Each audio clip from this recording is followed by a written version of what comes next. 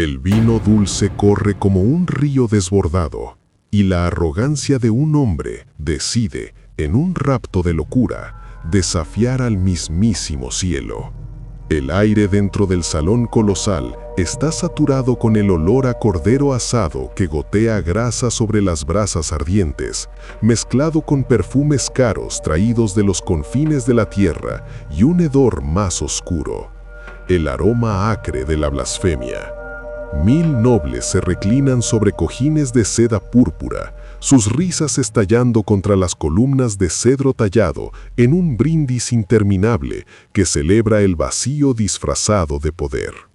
Un monarca, en su delirio febril de grandeza, cree que sus muros de piedra son eternos y que su trono es inalcanzable para la justicia.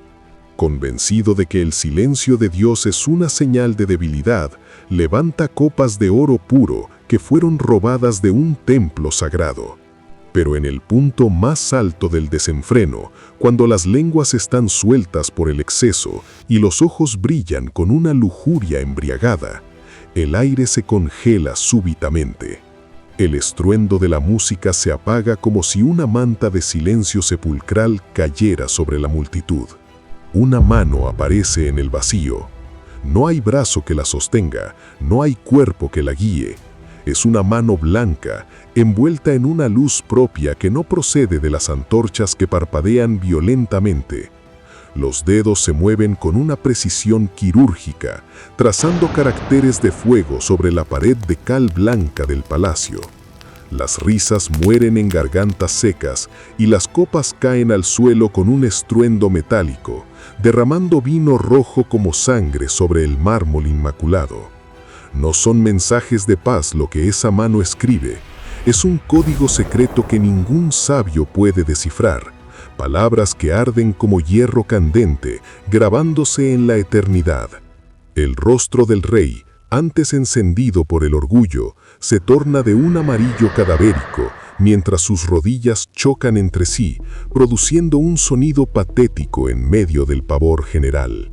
Quédate, porque hoy vamos a descubrir la historia oculta de aquel que brindó con lo prohibido y descubrió que su vida ya había sido pesada en la balanza invisible del destino. Para entender esta noche de terror, debemos contemplar la ciudad de Babilonia, la joya del mundo antiguo. Era una urbe de jardines colgantes que parecían desafiar la gravedad, de torres que rasgaban las nubes y murallas tan anchas que 4 carros de guerra podían correr lado a lado sobre ellas. El aire olía a rosas de Persia y lirios de Egipto, mientras las fuentes cantaban con agua que subía por sistemas de ingeniería que parecían magia. Pero bajo este barniz de gloria, la oscuridad espiritual era un abismo sin fondo. Se rendía culto a estatuas de bronce oxidado y piedra fría, mientras el verdadero creador era objeto de burla en los salones del palacio. El joven monarca vivía en una burbuja de falsa seguridad. Afuera, el ejército de los medos y los persas rodeaba la ciudad como una serpiente enrollándose sobre su presa. Sus hogueras brillaban en la noche como ojos de bestias hambrientas, y el olor a guerra, hierro afilado y cuero mojado ya flotaba en la brisa. Pero dentro de los muros, el rey se reía de la amenaza. «Tenemos provisiones para 20 años», alardeaba. Para celebrar su supuesta invencibilidad y burlarse de los dioses de sus enemigos, organizó un banquete obsceno, un despliegue de riqueza infinita mientras el enemigo esperaba afuera con una paciencia de piedra. El salón del trono se transformó en un templo de exceso.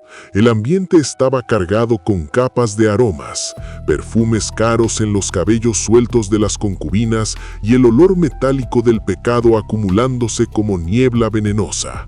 Las mesas gemían bajo el peso de manjares exóticos, pavo real servido con sus plumas intactas y panes tan suaves que se deshacían al tacto. El vino había nublado el juicio del rey y una idea terrible comenzó a formarse en su mente. «¡Traigan las copas sagradas!», gritó, exigiendo los vasos de oro que su abuelo había tomado del templo de Jerusalén. Un murmullo de pavor corrió el salón. Incluso en su embriaguez, los nobles sabían que había líneas que no debían cruzarse, pero nadie se atrevió a contradecirlo. Las copas fueron traídas, brillando con una luz que parecía resistirse al entorno profano. Habían sido consagradas para uso santo, donde el incienso ardía día y noche ante la presencia del Altísimo. Ahora iban a ser manchadas por manos impuras. El rey llenó la primera copa de vino rojo hasta que rebosó y brindó por los dioses de madera y piedra, proclamando que Babilonia no temía a nadie. En ese instante, el cielo se cerró como hierro sobre el palacio brillante. La paciencia de lo invisible se había agotado. El brazo del monarca se congeló a mitad de camino. Sus ojos se abrieron tanto que parecía que iban a estallar. La copa cayó de sus dedos entumecidos, estrellándose contra el suelo y cortando la música como un cuchillo afilado. Allí, flotando contra la cal de la pared, estaba la mano. No era una sombra ni una ilusión, era una extremidad real, sólida y resplandeciente, con dedos largos que se movían con un propósito deliberado. La mano comenzó a escribir con fuego, dejando letras que lastimaban la vista. Mene, Mene, Tekel, Uparsin. El lenguaje del juicio se grababa en la piedra ante el silencio de 1000 hombres que contuvieron la respiración. La fachada de Dios viviente del rey se desmoronó. Su piel adquirió el color de la ceniza y sus labios se tornaron azules. El sudor brotaba de su frente en gotas gruesas mientras sus rodillas chocaban con un castañeo rítmico. En el silencio mortal se escuchó el sonido humillante de su propia debilidad. El rey, el señor del imperio, había perdido el control de su cuerpo por el terror absoluto. «Siento que la tierra se abre bajo mi trono», susurraba con voz quebrada. «Mi corazón late tan fuerte que creo que va a estallar. ¿Quién puede decirme qué dice ese fuego en la pared antes de que mi aliento se detenga?» Era un hombre desnudo ante su propio juicio, dándose cuenta de que todo su oro no podía comprarle un segundo de paz ni un lugar donde esconderse de esa luz escrutadora.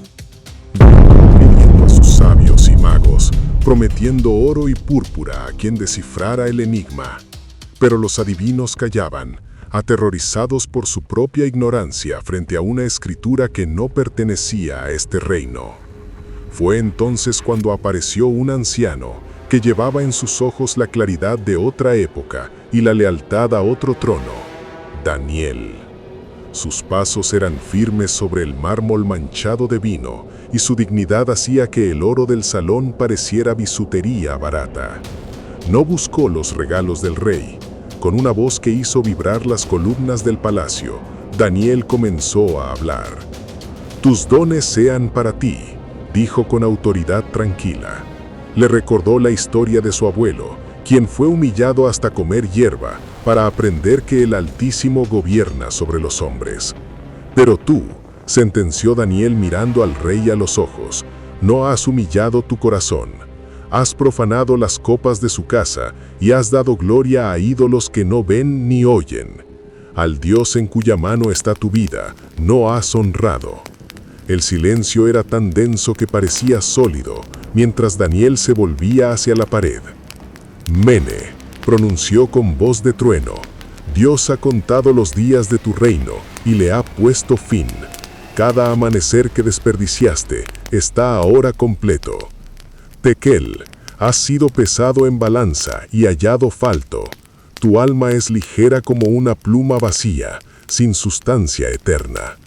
Uparsin, tu reino ha sido roto y será entregado a tus enemigos». El estruendo de la verdad fue ensordecedor. No era una predicción, era una sentencia ejecutada en el mundo del espíritu. El juicio ya estaba escrito y solo faltaba el verdugo. Esa misma noche, mientras las antorchas comenzaban a consumirse y el olor a vino se volvía rancio, el secreto se cumplió. Afuera, el general persa Ciro había logrado lo imposible. desviar el curso del gran río Éufrates. El agua que protegía el corazón de Babilonia dejó de fluir, dejando el lecho seco y expuesto como una herida abierta. Los soldados enemigos entraron sin silencio por el barro húmedo, cruzando las defensas que el rey creía impenetrables. Belsasar no llegó a ver la luz del sol. El monarca que desafió al cielo fue cortado en la plenitud de su orgullo, y el imperio que parecía eterno cambió de manos antes del alba. La mano que escribió en la pared no solo trazó palabras, trazó el fin irrevocable de un hombre que creyó que Dios era una leyenda, hasta que lo tuvo frente a sus ojos. El banquete de Belsasar no es una crónica polvorienta, es un espejo que nos refleja hoy con una precisión incómoda. ¿Cuántos de nosotros no vivimos en nuestro propio banquete personal, ignorando las señales que parpadean en la pared de nuestra conciencia? Confiamos en murallas ilusorias de dinero, estatus o salud, creyendo que nuestras acciones no tienen peso real. Pero en la pared invisible de nuestra vida, a veces la mano del destino también escribe. Números que cuentan días desperdiciados y balanzas que pesan decisiones egoístas. No esperes a que las rodillas te choquen de terror para buscar la verdad que has estado evitando. Aún hay tiempo para cambiar el peso de tu balanza. ¿Qué está escrito hoy en la pared de tu corazón? ¿Estás dispuesto a leerlo antes de que sea demasiado tarde? Esta es una historia que el mundo moderno prefiere llamar leyenda para no enfrentar su verdad demoledora. Pero la advertencia permanece. Hay líneas que no deben cruzarse y voces que no deben ignorarse. Si este relato ha despertado una alerta en tu alma, no dejes que se desvanezca. Suscríbete a Crónicas Vivas del Evangelio y comparte esta visión con alguien que necesite despertar antes de que la noche termine. Porque para cada uno de nosotros llega el momento en que la mano escribe, y entonces ya no habrá tiempo para borrar lo que el fuego ha sellado. Nos vemos en la próxima revelación.